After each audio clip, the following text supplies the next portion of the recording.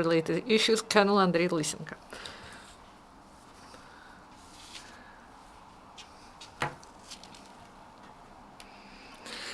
Good afternoon, dear colleagues. Now the situation in the ATO area improved and the number of enemy shellings decreased. The enemy didn't use barrel artillery or tanks.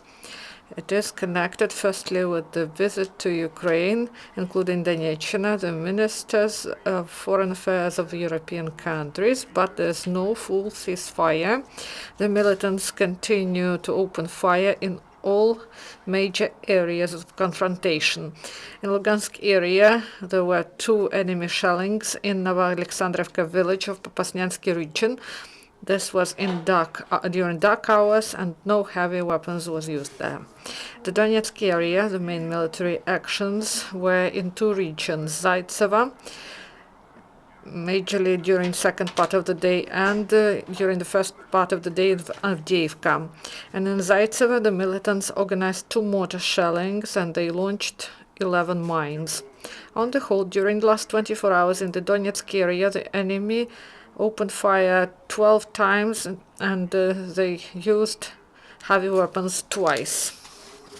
In the Mariupol area, the militants violated ceasefire in 3 areas: Marienka, Novotroitska, and Shurokina.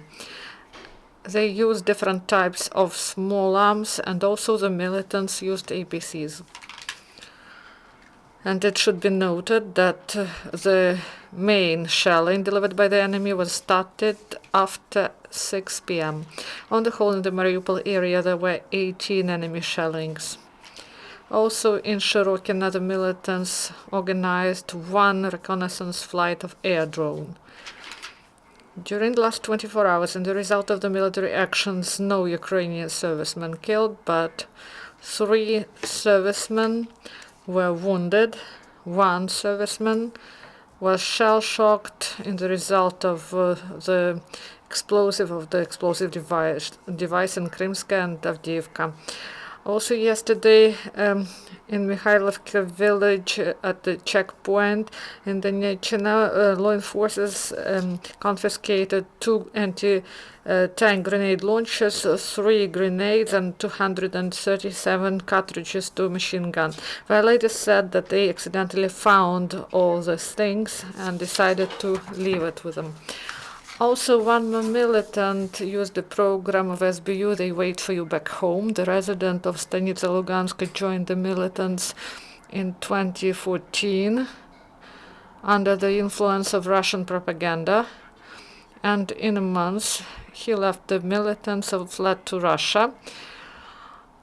And he got information about SBU program. He returned to Ukraine, and now he cooperates with investigation. Pilots to be and future navigators in Kiev and Kharkiv underwent survival training. The students improved their skills of surviving in the forest. They were also trained to evacuate those who were wounded, provide medical aid. Also, they had some orientation classes and cross-water classes, and also landing on water training. They had also the training with the use of catapult, demining, and of the mines of imaginary enemy.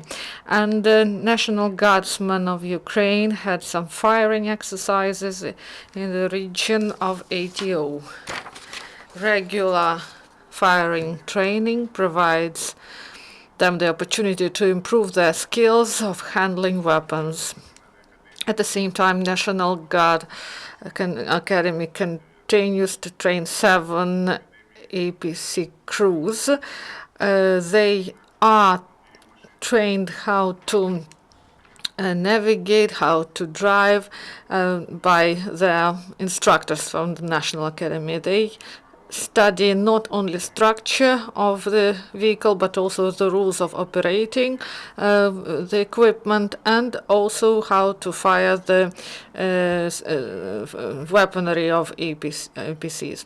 Today Ukraine marks the day of memory of journalists who died, and we want to pay tribute to those media workers who died during ATO. These are civil journalists, Ukrainian, Italian, and also Russian translator. They came under fire while reporting at the front line, and also professional military journalist Lieutenant Captain Dmitro Labutkin, who didn't return from Debaltseva, and also journalists who left their profession in order to defend Ukraine with arms in their hands.